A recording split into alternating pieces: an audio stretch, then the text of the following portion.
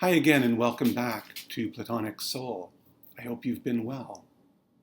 So today I'll be looking into a question you might find interesting if you've ever wondered about how free we are to live our best lives in the most basic sense.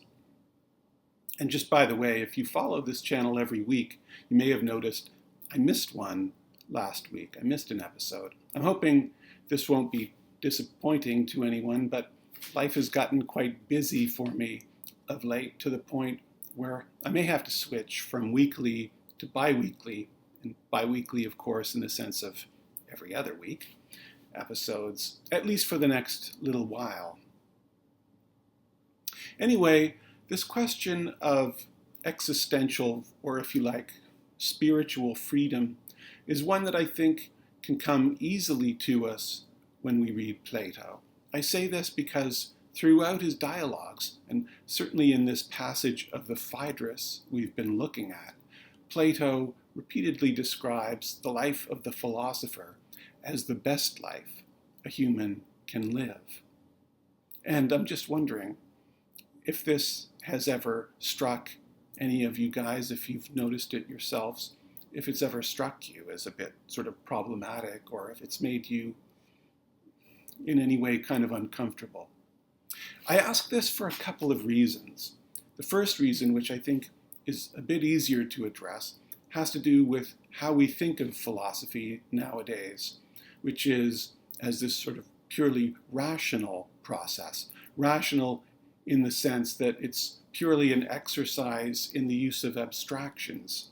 And so to think that this would be the best kind of life might make us sort of balk for a number of reasons, I think. One is that this kind of life seems like something that some people are going to be more easily disposed to than others, because some people seem naturally better disposed to abstraction than others, and also because this kind of complex abstract inquiry would seem to demand time and peace, leisure, in other words, that some have more than others. And so it might seem that Plato is suggesting that life is in some basic or existential or spiritual sense unfair. And of course, this is beyond the whole question of whether a life of just thinking is too ascetic for human nature, which we kind of addressed in our last episode. Anyway, the other reason why I think most people today would balk at this idea is a perhaps not entirely thought out sense, something like an instinctive hesitation, I think, more or less consciously based on the idea that this whole notion of attaining happiness through abstraction alone is wrong-headed, that real wisdom, real knowledge of what is good in life must instead involve a kind of immediacy that we don't seem to see really in philosophy. That wisdom has more to do perhaps with something that eludes systematic abstraction, or trying to build a system out of abstractions. That it maybe has more to do with like a well-formed capacity for intuition, or a certain kind of sensitivity to or instinctive grasp of reality. In other words, I think probably most people are skeptical that in philosophy, as they understand it, a forest isn't getting missed for all these trees, all these specific questions that philosophers tend to focus on, and abstractions. I think this is probably the basis of the appeal of inspirational quotes, which is a topic I've ranted on a couple of times in this series. But most people, I think this shows that most people would rather put their hope in something that appeals to their intuition than in a philosophical system that can seem like a maze of propositions in which one gets more and more alienated from reality the deeper one gets into it. And so I think perhaps just an aphorism that just sounds intuitively truthful is more appealing to a lot of us than an elaborate system of thought. And I have a couple of things to say to this. One is a kind of concession, actually, that Yeah, there's a sense in which the Platonic writings can make us hesitate at thinking of philosophy as real wisdom, just as the philosophy of today does. Most of what we find in the dialogues, of course, and by the sounds of it, most of what went on in the academy and subsequent Platonic and Neoplatonic circles is based on abstraction, on these chains of reasoning, and on the desire to construct a system. And so I think there probably is a kind of elitism in Platonism as it has been practiced through most of its history. And I don't think we should even really be surprised at this, as elitism in the classical world, after all, is generally speaking a feature rather than a bug. And we see in the writings of ancient authors, Aristotle notes, for example, at the beginning of his Metaphysics, that leisure time, a leisured class really actually, is necessary for the development of philosophy. But at the same time, I think that in an important sense, the elitism that may strike us in these writings is actually something of a veneer or something at the periphery. It's not essential, I don't think, to Platonic love or Platonic hope. I say this for two reasons. One is that everyone, I think, philosophizes, at least to some extent. You can hardly be human, I think, and not have some sort of system of purpose for yourself worked out, regardless of what capacity you may or may not have to hold multiple and highly sophisticated arguments in your mind at one time, or how much leisure time you have. And one of the things I've been talking about a fair bit in this series is the idea that although the bulk of Platonic effort is directed at the work of addressing skepticism, thinking about, not talking about. I haven't really talked that much about this. But I've been thinking about this idea that although the bulk of Platonic effort in these dialogues is directed at the work of answering questions of all kinds, one has to address ideas with ideas, arguments with arguments, and so there ends up being this massive argumentation in the Platonic and Neoplatonic corpus. Yet, at the same time, the core of Platonic hope rests on actually a small set of principles, which in a way are not really difficult for anyone to understand. The other reason I say that, if you like, intellectual sophistication is not essential to Platonic love or hope has to do with a theme that surfaced a few times in this series, and that I guess I sort of mentioned a few minutes ago, which is that we deceive ourselves if we confuse Plato's understanding of philosophy with what we understand as philosophy today most of the time. If we do this, if we confuse them in this way, we may bring to Platonism an assumption that it is entirely an exercise of abstraction and abstract systematization. Most people, I think, aren't aware of the role that immediate cognition, like ecstasy, for example, plays in the Platonic tradition, and that, thought and life, philosophic thought and life, are therefore really, you can't separate them.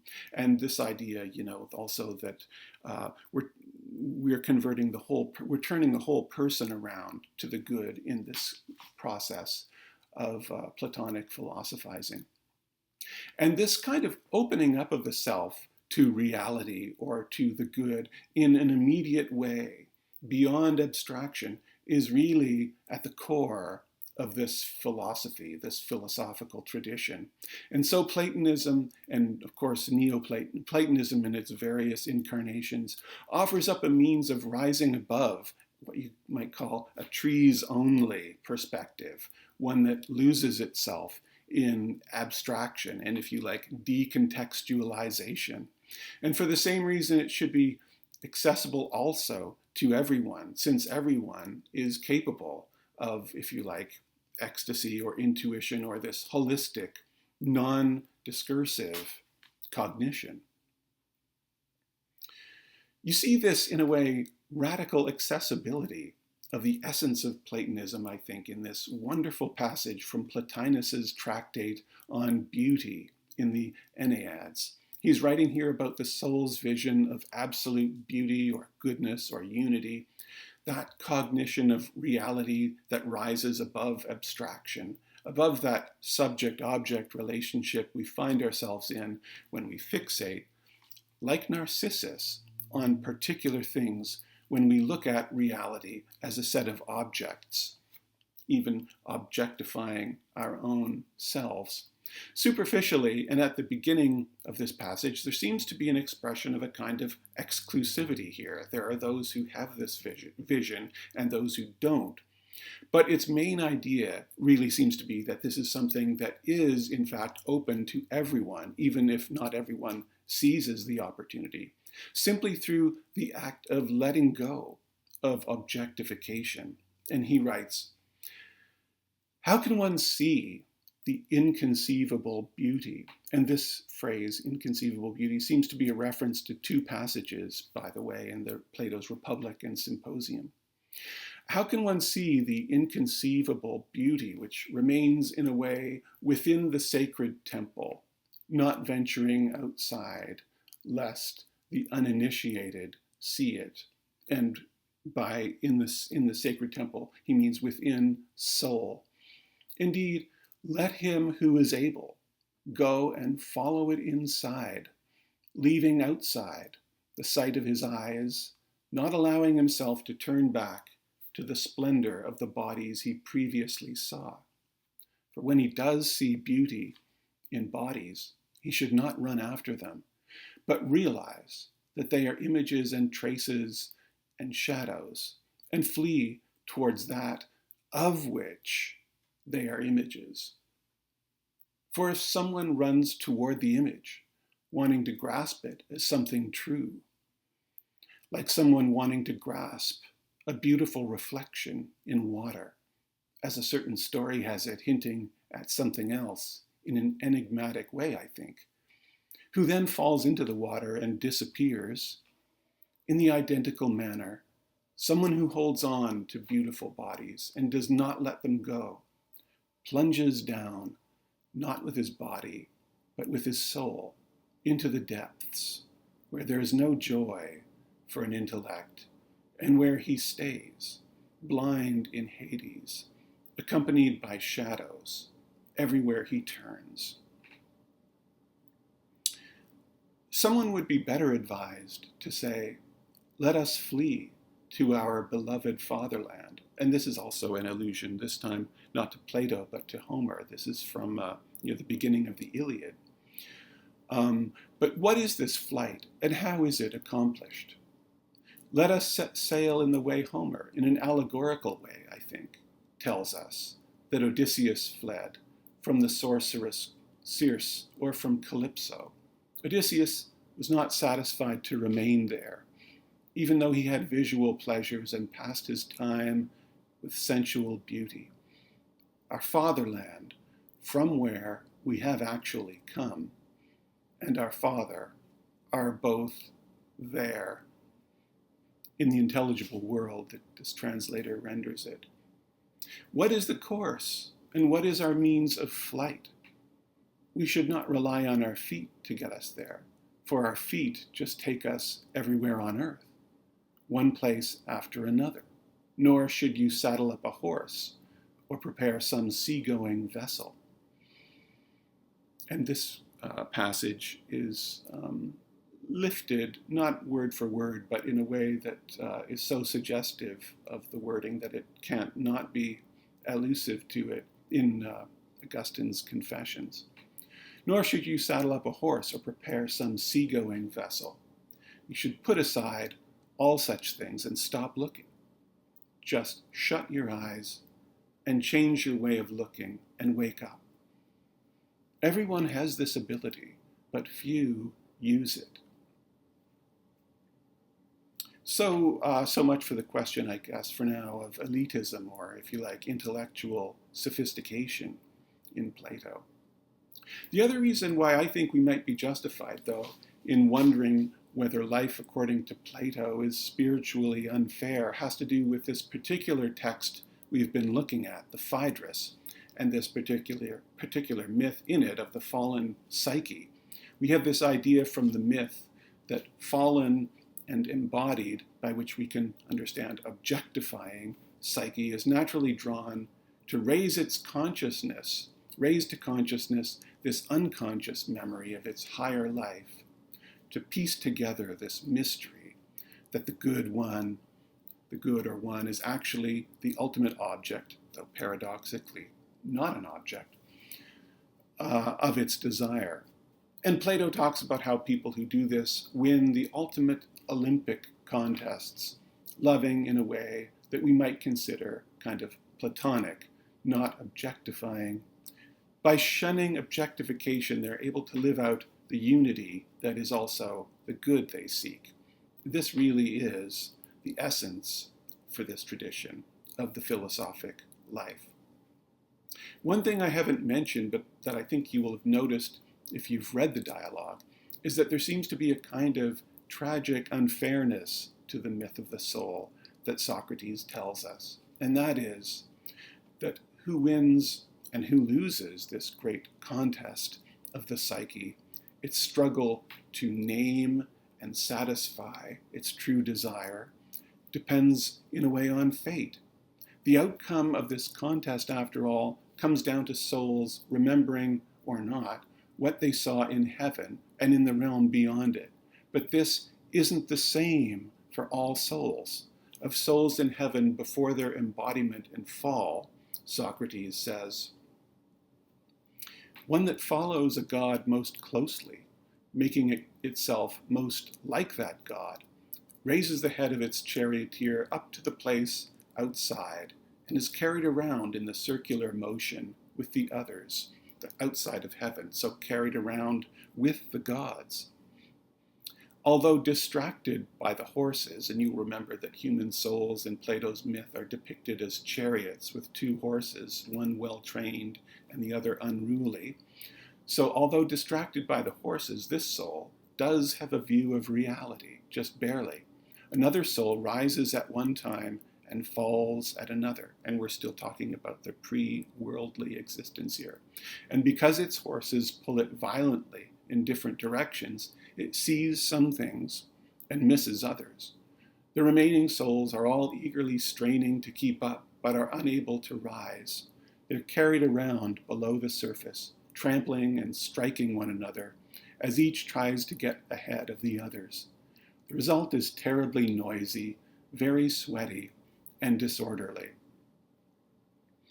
And you know, there's this element of humor is never really that far from Socrates. And I think you'll remember I keep mentioning that later in this dialogue, Socrates mentions that his myth may have not got it all right. And so I think this element of humor is also sort of a hint that he may not be able to get, his myth may not be he may not be able to represent reality perfectly through this myth. Many souls are crippled by the incompetence of their drivers, and many wings break much of their plumage. After so much trouble, they all leave without having seen reality, uninitiated, and when they have gone, they will depend on what they think is nourishment, their own opinions, rather than the truth. So the inequality, if you like, that exists for souls in heaven translates into a kind of erotic hierarchy for souls once they've fallen. The more a soul has seen in this higher life, the more disposed it is to see the good when it is embodied. And he says, the reason there is so much eagerness to see the plane where truth stands, beyond heaven, is that this pasture has the grass that is the right food for the best part of the soul, and it is the nature of the wings that lift up the soul to be nourished by it. Besides, the law of destiny is this: if any soul becomes a companion to a god and catches sight of any true thing, it will be unharmed until the next circuit. And if it is able to do this every time, it will always be safe. If, on the other hand, it does not see anything true because it could not keep up, and by some accident takes on a burden of forgetfulness and wrongdoing, then it is weighed down sheds its wings, and falls to earth. At that point, according to the law, the soul is not born into a wild animal in its first incarnation, but a soul that has seen the most will be planted in the seed of a man who will become a lover of wisdom or of beauty, or who will be cultivated in the arts and prone to erotic love. The second sort of soul will be put into someone who will be a lawful king or warlike commander. The third, a statesman, a manager of a household, or a financier. The fourth will be a trainer who loves exercise, or a doctor who cures the body. The fifth will lead the life of a prophet or a priest of the mysteries. And I don't know if anybody really understands why he ordered them in precisely this way. To the sixth, the life of a poet or some other representational artist is properly assigned. To the seventh, the life of a manual laborer or farmer. To the eighth, the career of a sophist or demagogue. And to the ninth, a tyrant. And then he also talks in the same dialogue about souls on earth in some way following the same God that they followed, in whose train they followed in heaven. And not everybody follows Zeus. Now, there is within this scheme a role for freedom as these cycles of reincarnation that Socrates talks about progress. He says, of all these, any who have lived their lives with justice will change to a better fate in their next life, he means, and any who have led theirs with injustice to a worse one. But nevertheless, I think it would be hard to argue that unfairness is kind of built into this schema from the beginning. Some souls in the primal state Socrates talks about have simply been given a team of horses that is particularly hard to manage. And as a result, they never end up glimpsing much of the reality beyond heaven. And so when they end up in this embodied life, they simply have less of this, if you like, pure consciousness to remember and are fated to be unable to realize it. Whereas others who presumably had an especially easy to manage team in heaven saw much and end up becoming philosophers in this life and set on this path to win the great Olympic contests, to be able to understand and live out, to some extent, the true object of their desire, the unity and goodness of the realm of truth beyond heaven. And if we understand Plato to be talking here, consciously or not, about a kind of blissful immediacy we experienced in our very early lives, as I've discussed in the past few episodes, and the unconscious memory we might all have of it, and of how our ability to in some way access that state in our adult reflection on reality might in some way be essential to our living our best lives in the most basic sense, because some of us perhaps are simply more inclined than others to be able to rise above a purely objectifying tendency to the state that is both truthful in some sense and immediate in some sense. Then we start to see how we might have a really kind of fatalistic vision of spiritual life here, because it's undeniable that very early life was different for all of us. Some of us, when we first began to experience otherness, need, we were quickly reassured with the reality of love, with a kind of blissful loss of identity in the other, the memory of which later in life might serve as that unitive center of our own circle, that experience of unity that we, in some sense, need to glimpse what oneness really is, once we see it in such a way as to coincide with the objective center of all circles. This, as we saw, was a big theme in Proust's In Search of Lost Time. I don't mean Platonism, but this idea that the memory of maternal love plays this central role in the protagonist's ability to see his own life holistically, unitively, beautifully, and hopefully. But in fact, early human life isn't all the same, and fear and pain enter into some lives more than others in all these different ways, abuse, neglect, war, famine, and so on, as Blake wrote in his Auguries of Innocence. Every night and every morn, some to misery are born. Every morn and every night, some are born to sweet delight. Some are born to sweet delight. Some are born to endless night. There's not always, for the very young, a benevolent other into whom one could, in a way, find and lose oneself as one finds and loses oneself in the one. In fact, the other for the very young sometimes presents itself as menacing, and this holds true, of course, not just for our early lives. Well, here I think we really get to one of the deepest mysteries. We can't deny that there is such a thing as fate.